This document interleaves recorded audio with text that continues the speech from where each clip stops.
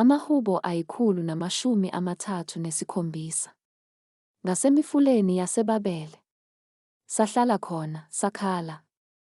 Lapho sikhumbula iSiyoni, amahabhu ethu sawaphanyeka eminyezaneni ephakathi kwalo.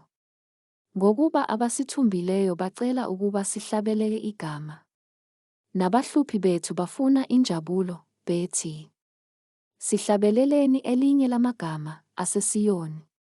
Siyakuhlabelela kanjani ihubo likaJehova kwelinye izwe na? Uma ngikhohlwa wena Jerusalema, masizikhohlwe isandla sami sokunene. Ulimi lwami malunamathele olwangeni lwami.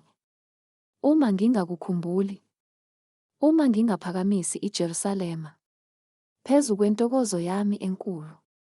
Khumbula, Jehova, usuku lweJerusalema, ngenxa yabantwana bakwa-Edomi, abathi, dilizani, dilizani, kuze kube sesisekelweni salo.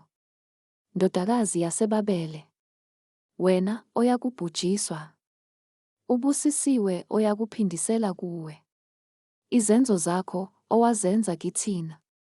Ubusisiwe oyakubamba abancane bakho, abaphahlaze edwaleni.